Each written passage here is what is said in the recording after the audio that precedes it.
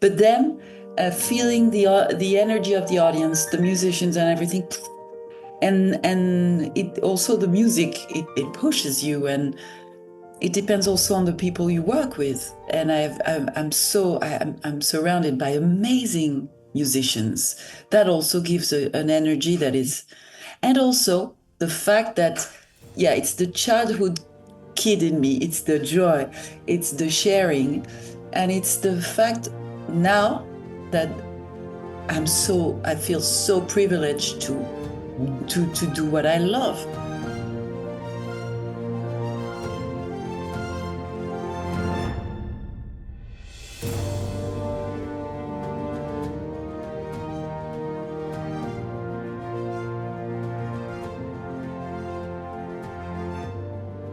Great to meet you here on Zoom.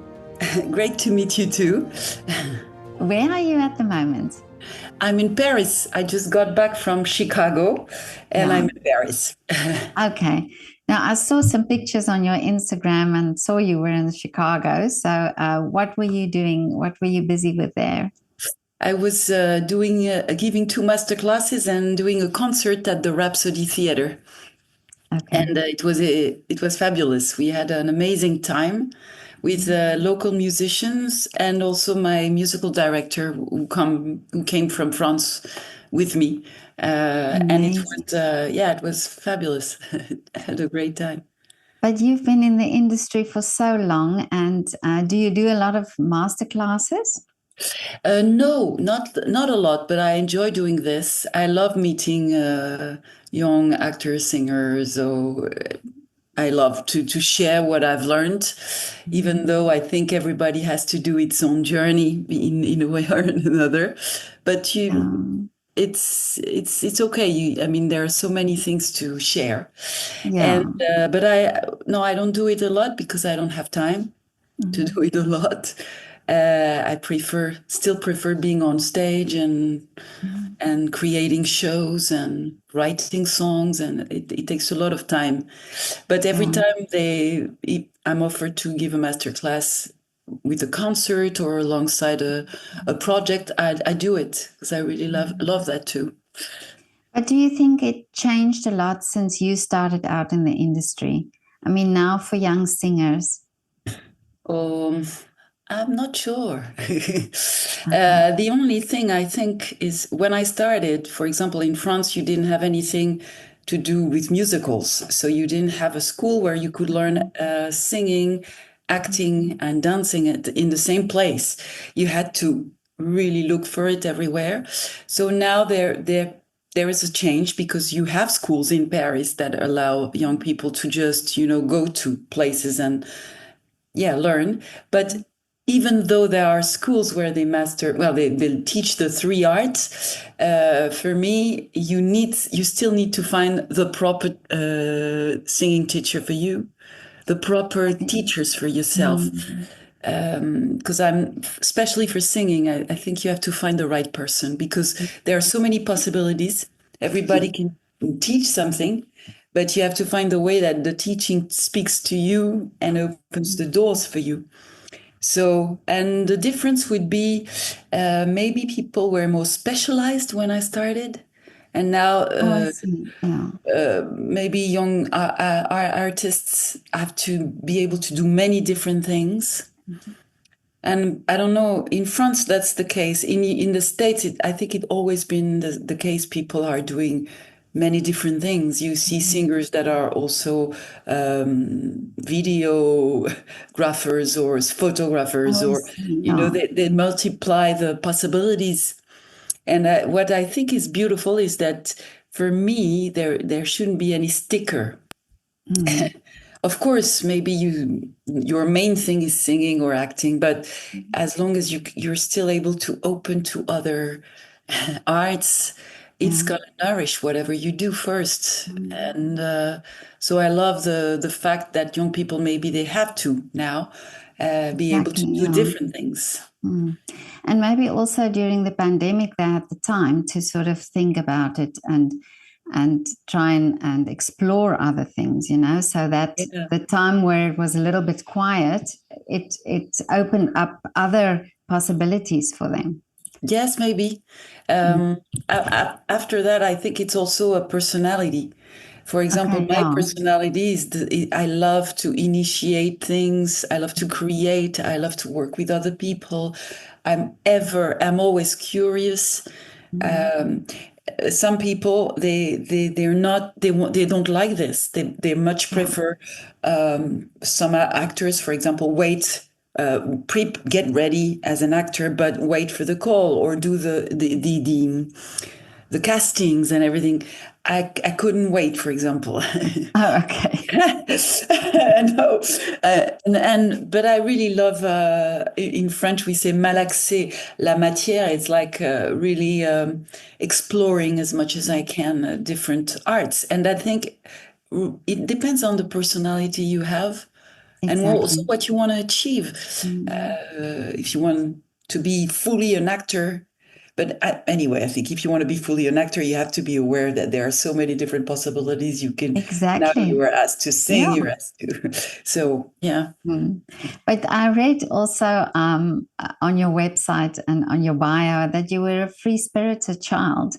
And is that free spirit that you still have? I think so. I've been fortunate to start my life to have a very difficult start of life. It's I think it's weird to say it, but it's I feel like this. I was hospitalized from my 3 months old to 8 years old, and Really? so on and off hospital. Mm. And I was fortunate to have music and books and everything that was possible to have with me. And it helped me a lot to, I don't know, escape or travel or fly away. And I remember, as soon as I was ready to walk, I would walk to other rooms and I would tell Andersen stories to the other patients. Really? Which, when I think about it, it's terrible. And the Andersen stories, they're not very funny.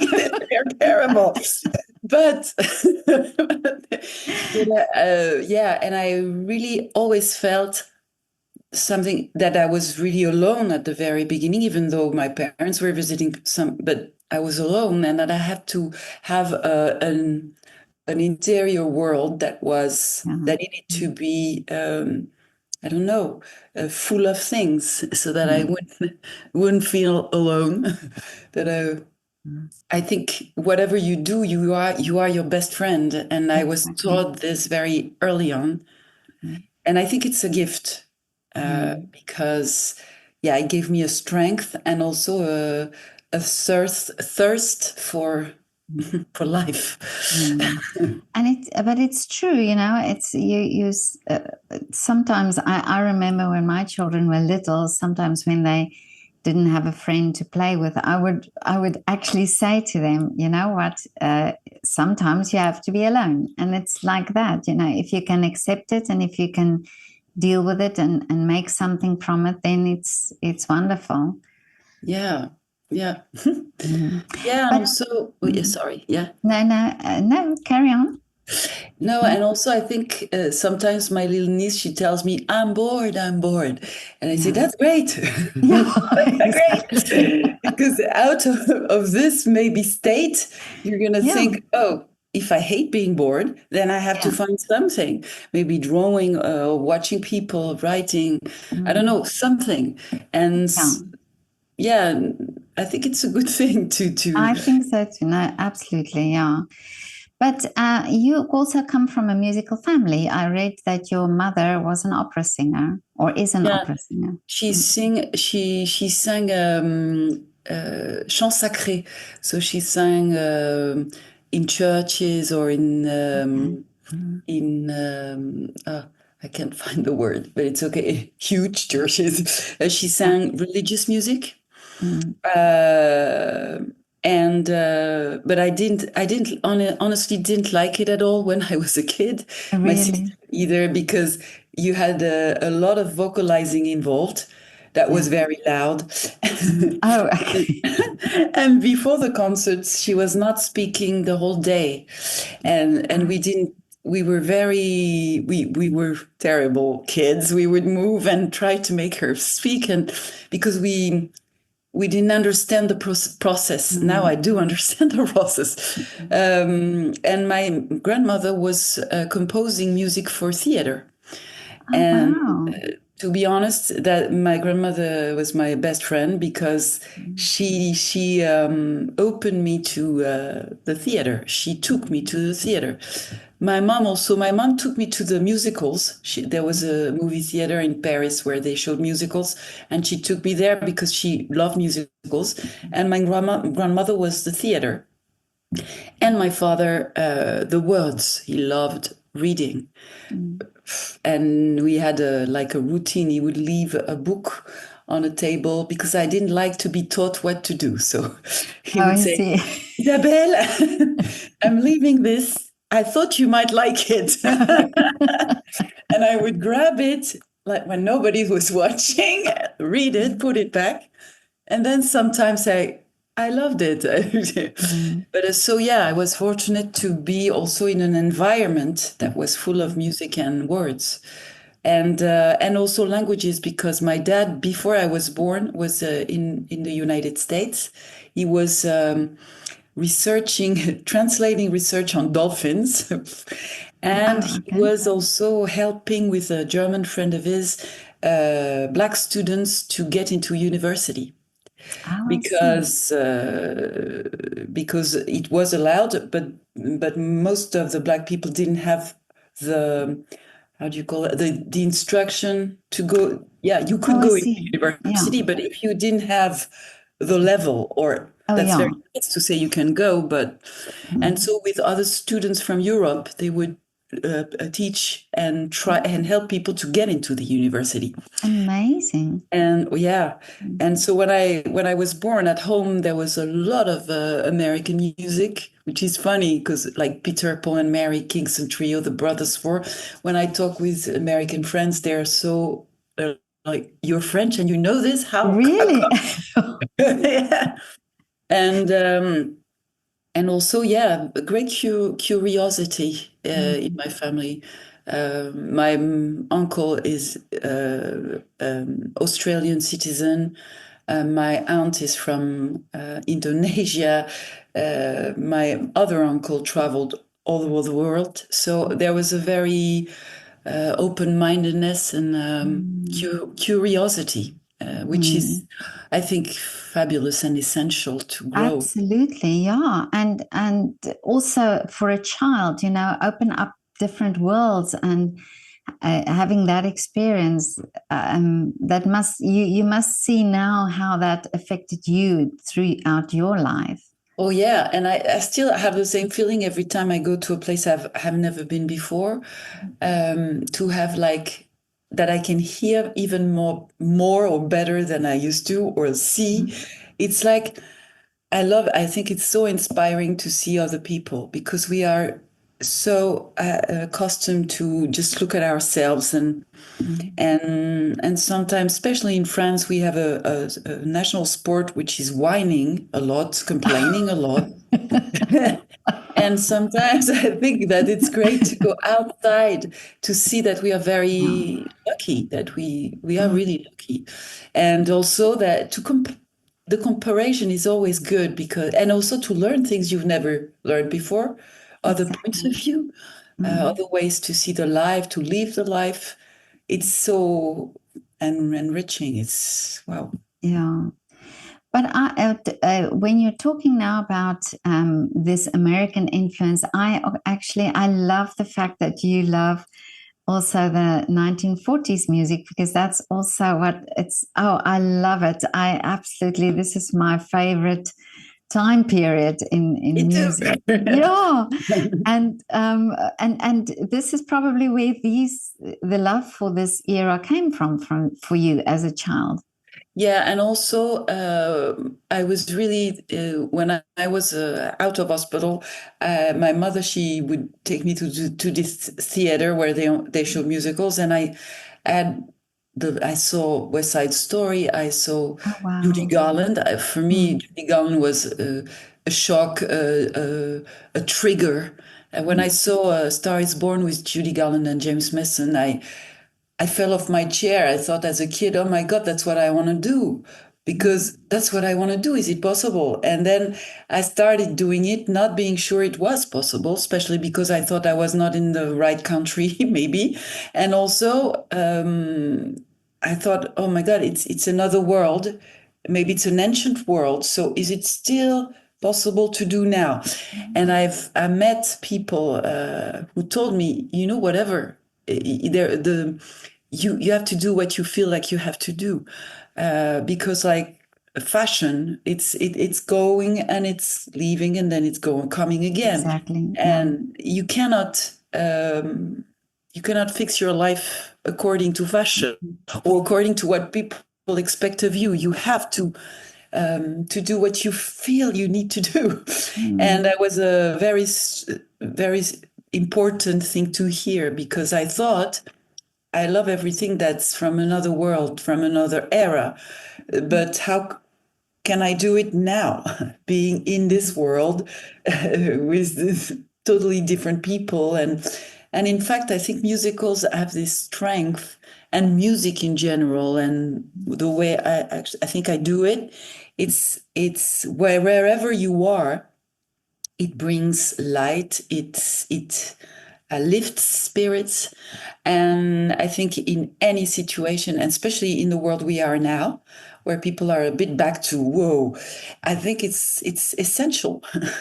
Absolutely. And I think that's why musical keep on, being so inspirational for people, and why people are doing new musicals now. Why music is it's vital. Exactly. Vital. And I mean, that time period also, it seems that the music is timeless, it's sort of, it resonates with so many people. And even now, with the younger people, who haven't even been born in that time or knew those singers, but still it resonates with them. Yeah, there's something funny. We talk about classical music, and in a way, that's what my husband says. The musicals are the new classical music in a way. They're the foundation, and musicals are the foundation of jazz standards also. So it resonates still, and yeah, and also there was something very peculiar about that time. The composers who were also writers for some of them, or the combination of poetry and music, because some of the words are so poetical, and also this thrive for light, which I think is very important. And in the world where we live now, very important, I think. Joy is, you hear so much, that war is back, and all these things that are very heavy, and so we need to live the spirit. Absolutely, yeah. And we need almost that a bit of naivety, that sort of getting back to that as well, believing in something, in dreams and wishes and all that sort of thing. Yeah, and also, maybe thinking that we can, that things are possible, that we are not doomed to the situation where we're in, but there is something to move on to maybe. I think it's a drive for me, at least. I'm so, when I go to see a beautiful piece of theater or a music or a musical now, I go out and I'm filled with, I got to do this. Yeah. It's sort of transporting you into somewhere where it feels good. Yeah, it does. Yeah. But looking at you performing, I saw videos of yours, and I haven't seen you in person on a concert, which I would love to do.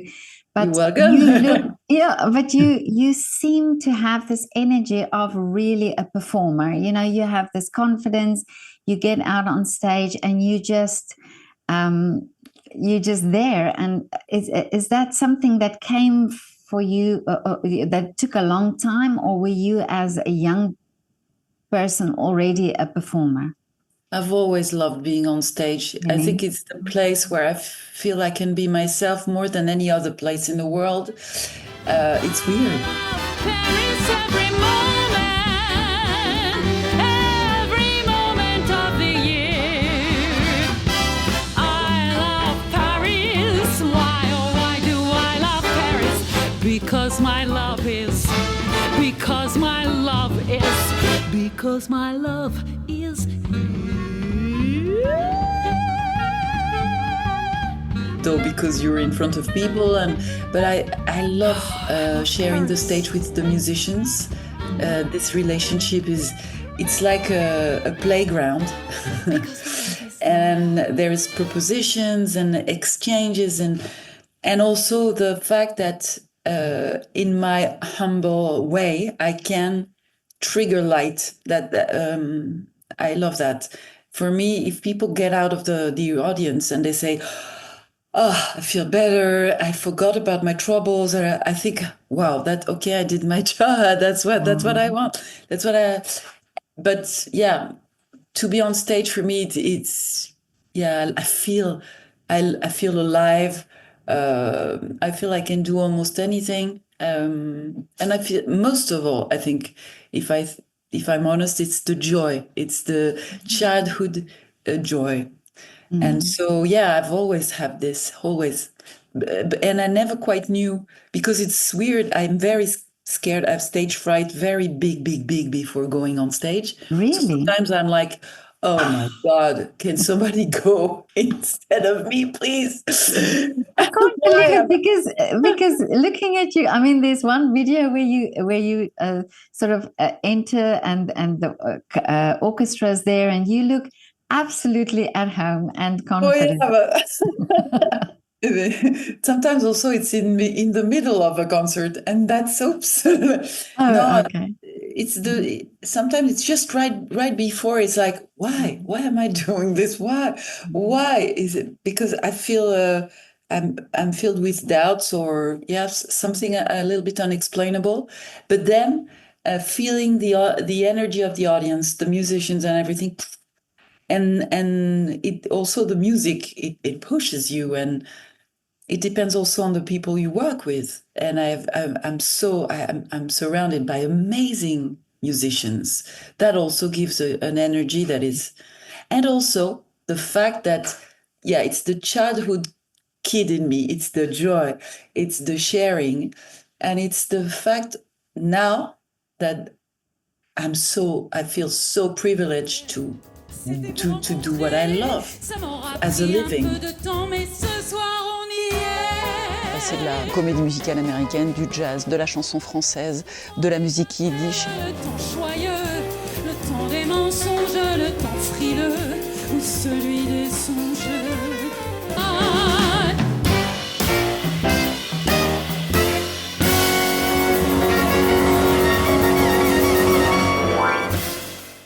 To be able to earn my living by doing what I love, because I've met a lot of people who I've heard a lot of people saying that they are waiting, for example, for retirement to start living.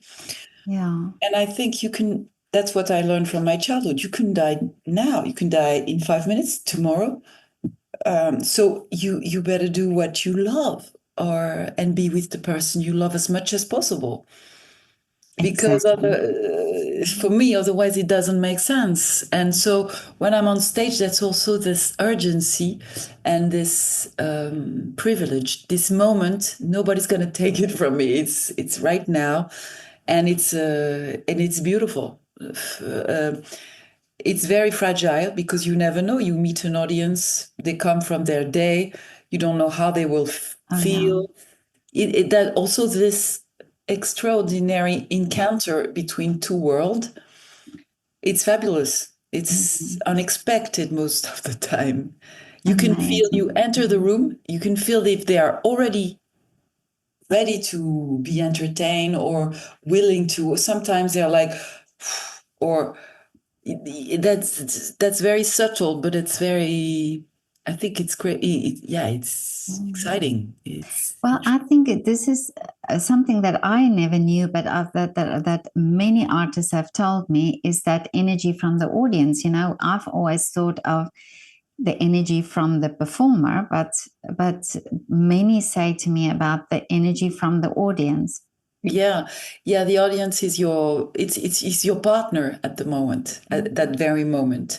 And are they willing to dance? Are they willing? Are they won't they be? Maybe they're not. And what do you do with this? Or maybe your energy level is right here, and there's this there, and you have to. Sometimes well, I don't know. I've never fought with an audience. Sometimes I fought with an audience. I thought I was fighting with an audience, and then I discovered also what we think we know, or sometimes we think, oh my God, they are not reacting at all. What's going on? And then at the end, they come and they're amazed and they loved it, and because that's the way they are. Oh yeah. And so it's up to you not to be discouraged, because suddenly when we were touring Padam Padam, it's the story of Norbert Landsberg. So we were the four of us on tour for a year, and we really met audiences sometimes that were very shy, very quiet. And the day before, we had people laughing and then rejoicing. And when suddenly you have the audience that is so quiet, you're like, oh, I'm doing something wrong.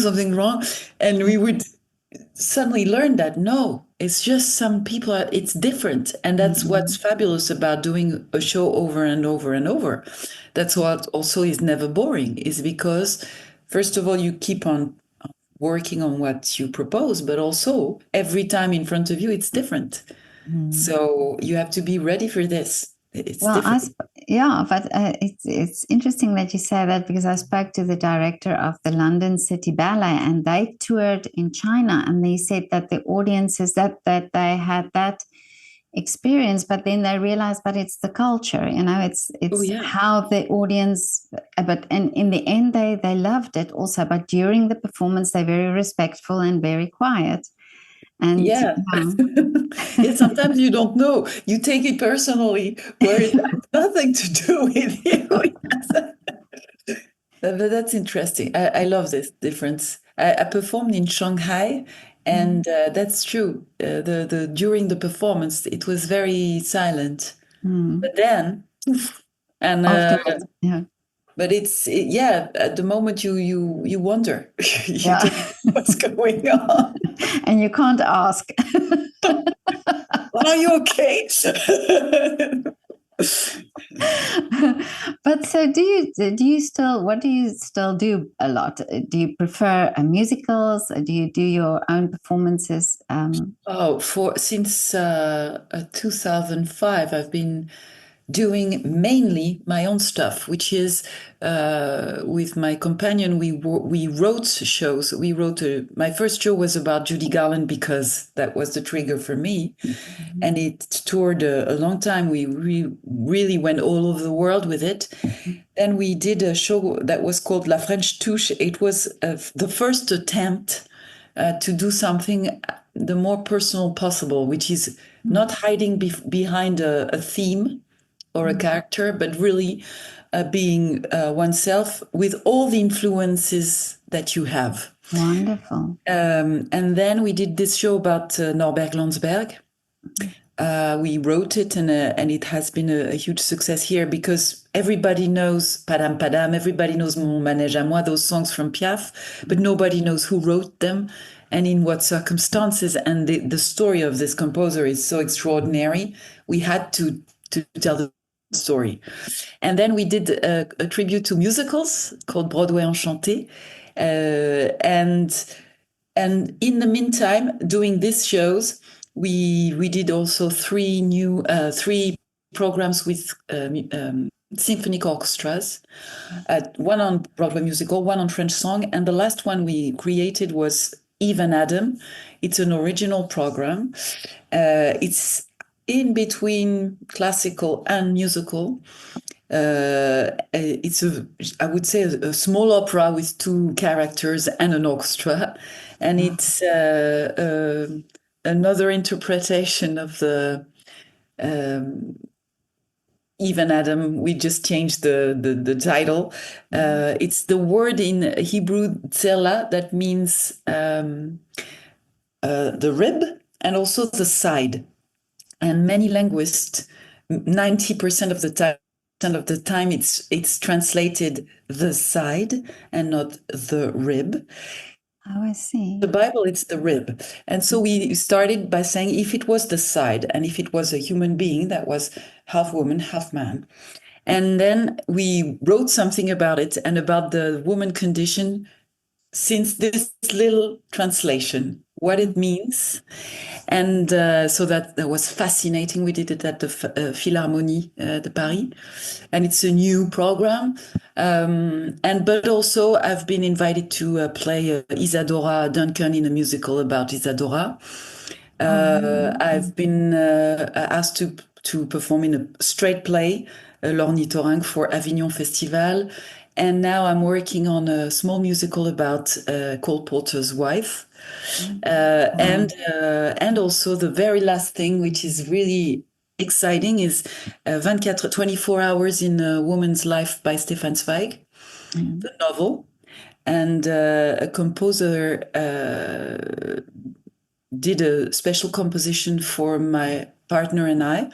And we are with the Trio Zadig, which is they have 11 international prizes. It's a trio that I met, I fell in love with, and I thought, oh my God, I need to do something with them. And so the new project is this. It's the musical version of 24 Hours in a Woman's Life for the trio person. And so to answer your question after...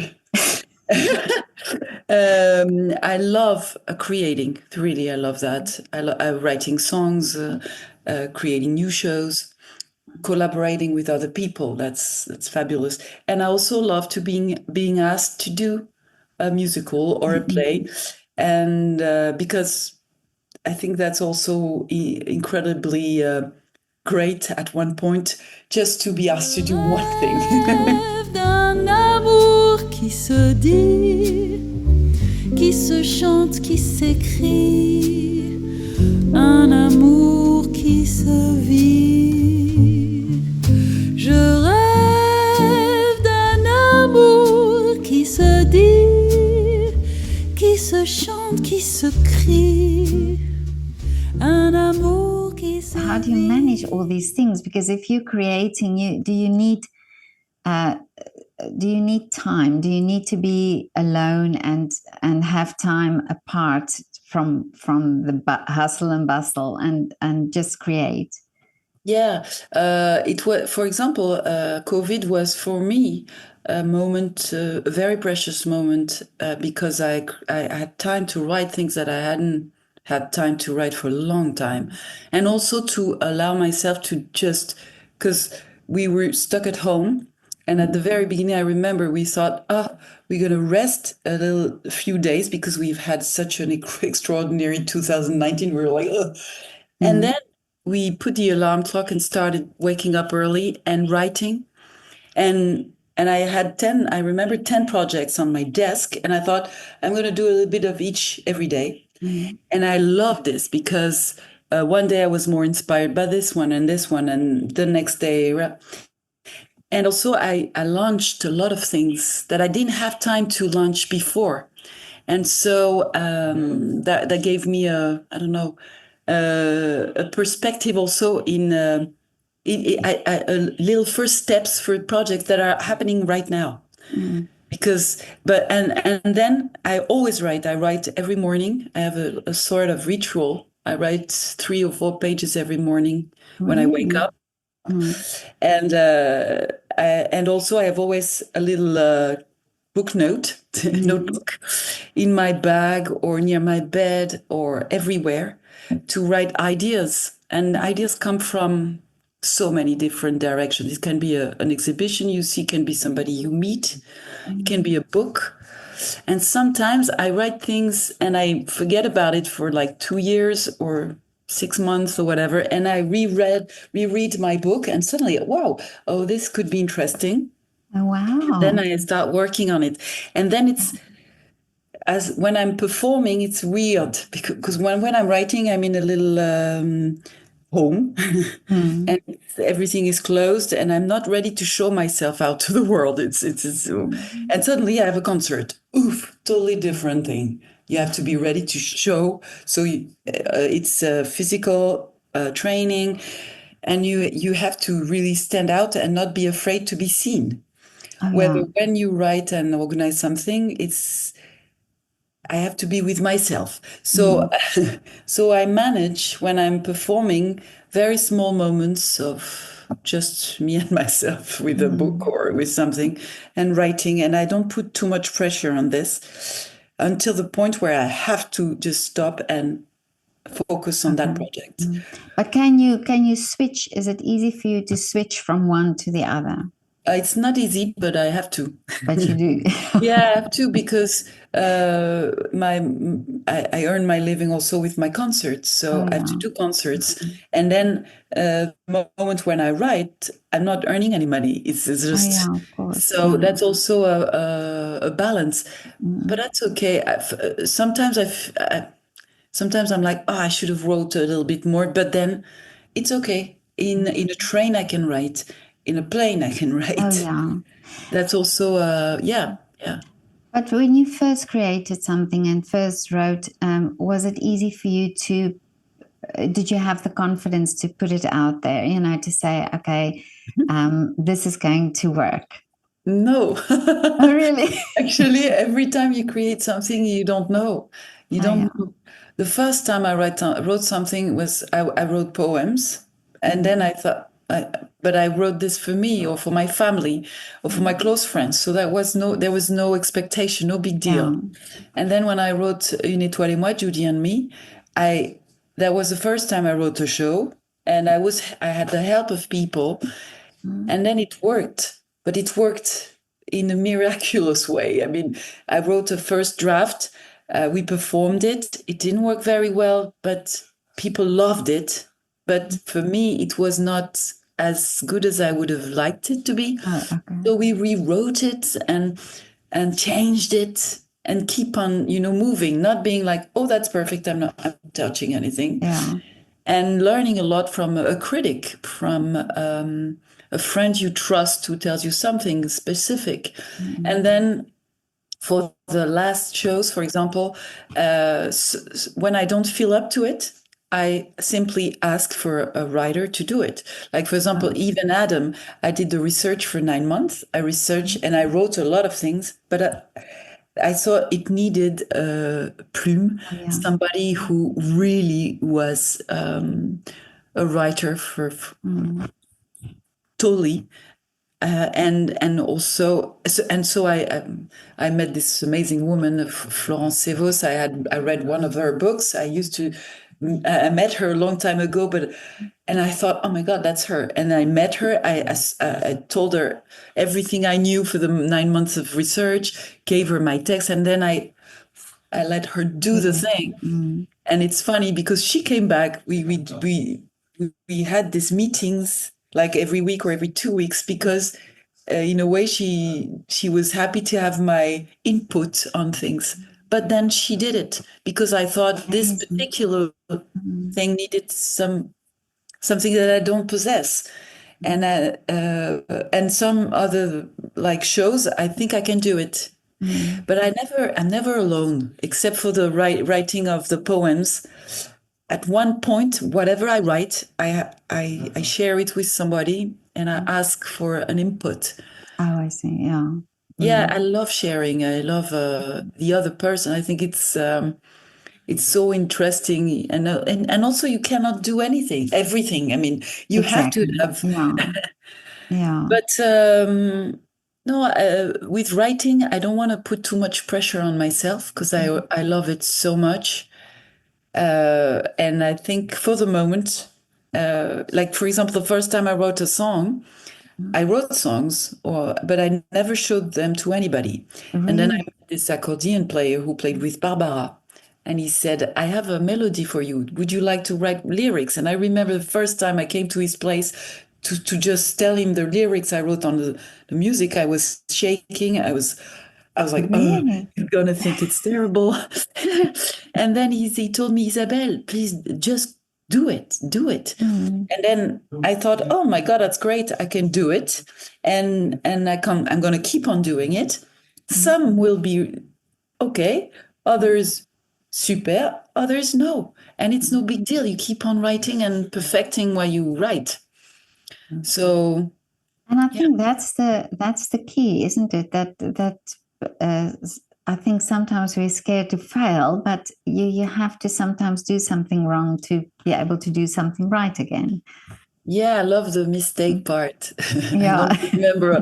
There are so many superb proverbs or quotes about this, but yeah, I think you learn from your mistakes, of course. Exactly. Yeah. And also, I don't know, there is a quote, I've learned so much from my mistakes, I might do many more, or something like that. And I like it. And sometimes, yes, you think, oh, I've learned this and I'm never going to do that again. And you do it, because also, I think something very important, for example, for young people, that there is such a something about perfection in the time we live in. Maybe that it has always been, I don't know, but you see covers for women, you have to be perfect and this and that. I think it's not right. For me, you have to be yourself, and also as a performer or as an actor, the more you use your what you would think is a flaw, or your weaknesses or your vulnerabilities, I think the better it is. It's exactly. And and this is for me also so important, that artists are so open and honest about these things, because I think also today we see end results, but we don't see the path. You always see young people see the end result and they don't realize, but there were hours and hours of working and practicing before somebody got to that point. Yeah, and I love what you say, because there is a song about this. But what I love the voyage, I love the journey, because if you don't like the journey, if you don't love the journey, if you don't pay attention to the journey, you're never going to be satisfied. It will always be, because there is always more and better and better. But if you love each step, then it's very fulfilling. It's not easy not to pay attention to the result. Of course, you want it to be the best possible, but if you enjoy the rehearsal, the writing process, the meeting process, the rehearsal process, the failing process, sometimes for example, I've had a show called Amour à Mort. For me, it's my most, it's one of the, for me, it's the best thing I've done. And it didn't work, because it was not the right time. The audience was not. And for example, Padam Padam, I wrote this because I had to. I met this story and I thought, I have to tell this story. And then I worked until I get it, and it was a success. But I was not doing it so it would be a success. I was doing it because I had to do it. Whether somebody will come to listen to it or not, I had to. And it's very interesting. Sometimes if you just work for the result, exactly. No. Some things I do it because I had to. There was no other explanation. And then I enjoyed every step. I remember some of the projects, just going to the desk in the morning writing, or then going to the piano with Frédéric and seeing which song, how come. It's amazing. I felt so fulfilled at the end of the day. And I didn't care. Of course, you're so happy if people love it, bien sûr. Exactly, yeah. But I think it's also these projects that, so like you say, the timing was not right, but you had to do it, and you had to create it for you to create the next project, or so Yes. that would also be something for you in your journey, be important. Exactly. That's something also. Sometimes I had projects where I was asked to do something and I didn't like it because, I don't know, something was wrong in the ambience. Or I'm also fortunate. I love I work with people I love, and sometimes you can be in an environment that is a bit of hostile or not the way you would like to be. But anyway, I've always learned something. Always. Exactly, Always. Took something out of any experience that brought me something that I didn't even know at the moment, but now I can see. And exactly. there is a beautiful saying from Miro, the painter, he says it's like a garden. And I love this because sometimes I'm so impatient. I would like it. Oh, it's like a garden. You put the seed. Yeah. You don't know when it's going to bloom. You don't know. Mm. Maybe it's going to bloom like 2 seconds. Oh, exaggerating. Yeah. Maybe it's going to take 2 years. Or maybe it's not you're going to forget about it. And like 10 years later, it blooms. And I wrote a book for children, like a little musical. And I wrote it 10 years ago. It's about my grandmother and a tree. And I love this story. And I thought, 10 years ago, I sent it to editors, no response.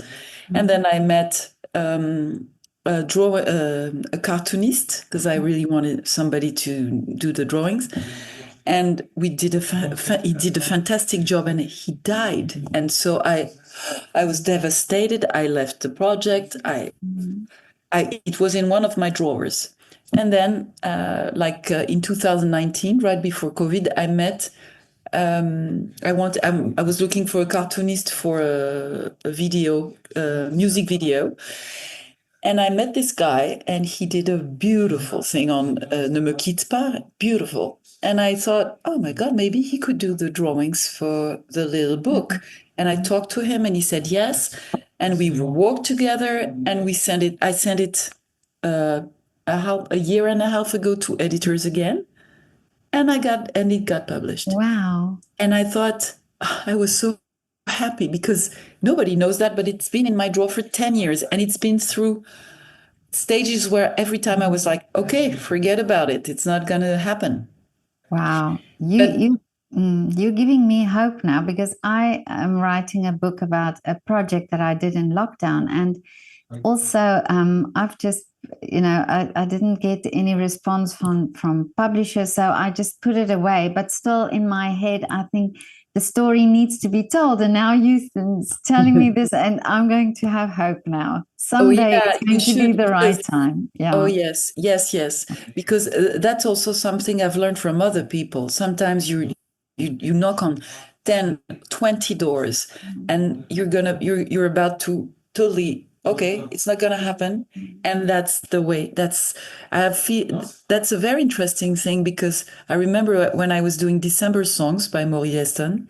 So he offered this to me.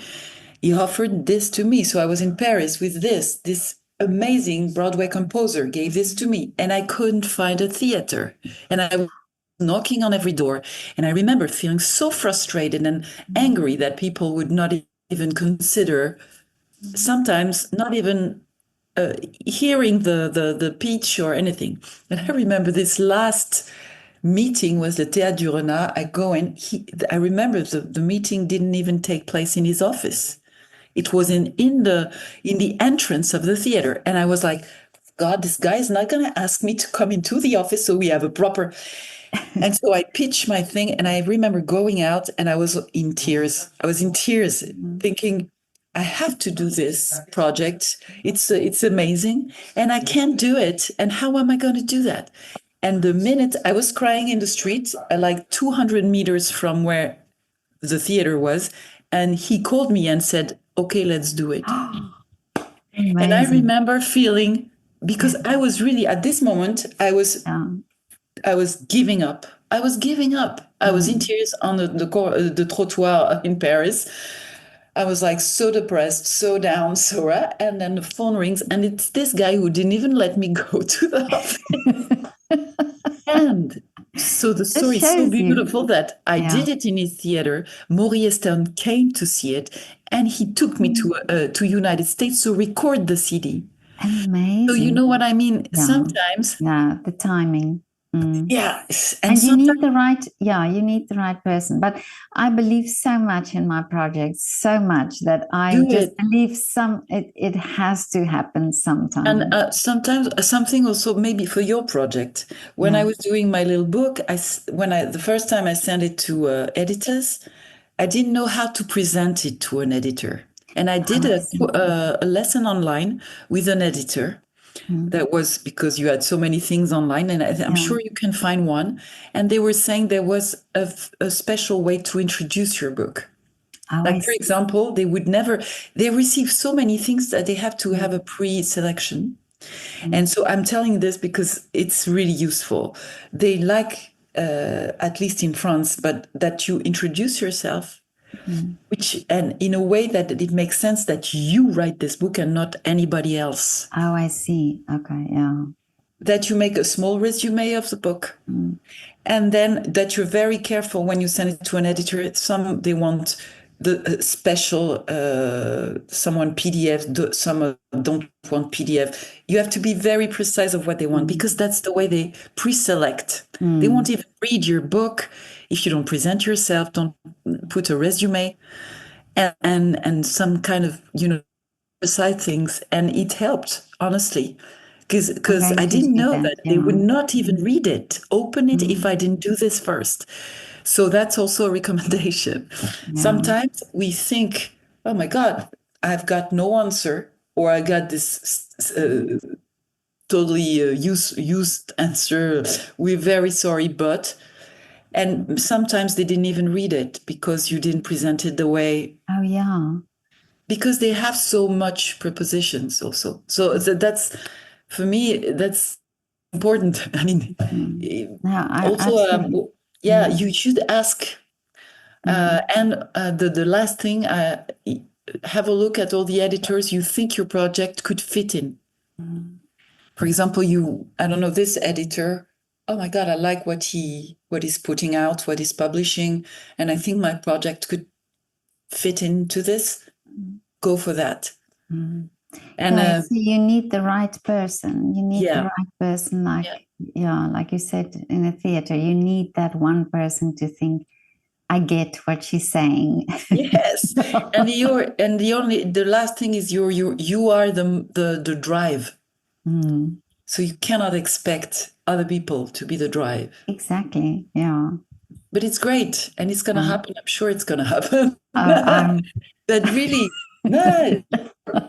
No, you've just given me so much hope, but you see, these stories, these are the things that I love, where somebody says something and you just know, you know what, if she can do it, or if it happened to her, it can happen to me as well. And I think in art it is like that. You need the encouragement also, and like with you, and this is why I love doing what I'm doing and hearing people's stories, because I think somewhere you inspire somebody, who wants to do something, and it's just something you say that encourages. So yeah, this is great. And also I spoke to a choreographer once, and he said that actually studying or looking at people, choreographers who came before, their lives, their passion, their art,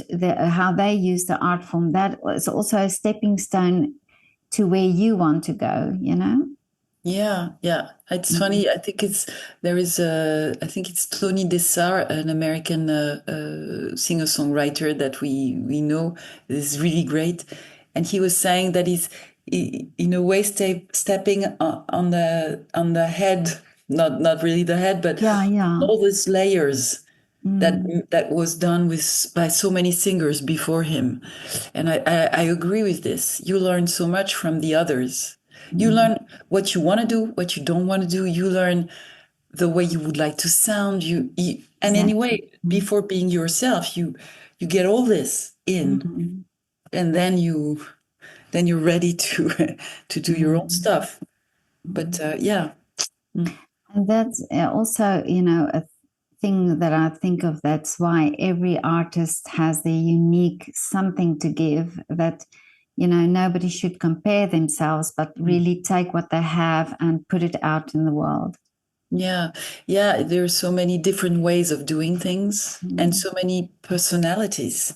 Yeah, it's what's amazing. It's everybody. Yeah, the comparison. The challenge is great, but to be always comparing yourself to somebody else, I don't think it's great. I think you have to find in yourself what you want to do, what you can do, and especially with the social media now, you see only the surface. You see only the Exactly. surface. So you see only, oh my God, this is working, this is working, this is working. You don't see the whole work behind this. And Yeah. sometimes I think it lays in it brings a wrong direction. The good for me the meaningful direction is just keep on working, keep on doing what you have to do. And some people's paths are slower. Some people, go faster into something, and it's like roses, like how roses bloom. Some bloom first, some bloom later in the season. So I believe there's a time for everybody. Yeah, so do I. It's a beautiful way to put it. But Isabelle, tell me, you've done so much and I absolutely love what you're doing. But what are the wishes still for you for the future? So that I can keep on doing this. Really? No, there are so many projects that I want to see come through. And also that's something very new in my life, which is funny. I've done a very, very small part in a TV series. Oh, really? Yeah, for the States, we were the lucky ones. I was asked to sing, and I loved it. And so that's another door opening that I never thought about before. Wow. So voila. But yeah, no, keep on doing, to be able to continue doing what I love, being on stage, meeting, and also all the projects we've done with my husband is we meet artists that we really want to work with, and we find a project to do it with. Really? And that's also because I love this connection. And there are so many people that inspire you, and with whom you would like to do things. And yeah, keep on being inspired, and that's for me, that's what I wish the most, is like continuing this beautiful road. And are you equal? Do you do performances in America and also in France equally? I mean, do you spend a lot of time in America? No, it's my third time. The first time was 2019 in New York with Olala, with my personality show. I came back to February this year. And Ola was its first in Chicago 3 days ago. Wow. But I will go back. We have also already projects in 2025. And I would love to do the Carnegie Hall. That's a secret. That's a secret. That's a good wish, yeah. Yeah, because of all the people who've been there, because of Judy Garland, but I don't know, Belafonte, all the people I love, they perform there. So I would love one day in my life to be in the stage. Would be great. Amazing. But it will happen, because a lot of people who make wishes on my channel, their wishes come true. So I will. Really? Oh my God! So I will watch out for you, and you'll definitely go to Carnegie Hall then. Wow. I believe that. But Isabelle, this was so great to talk to you. Thank you so much for your time. Thank you so much. You're such an inspiration, and thank you. And a beautiful performer. Thank you. And please send me a message once the book is... I will. Oh, okay? I will. Yeah, no, definitely. Super. Rêve d'un amour qui se dit, qui se chante, qui s'écrit, un amour qui se vit. Je rêve d'un amour qui se dit, qui se chante, qui se crie, un amour qui se vit.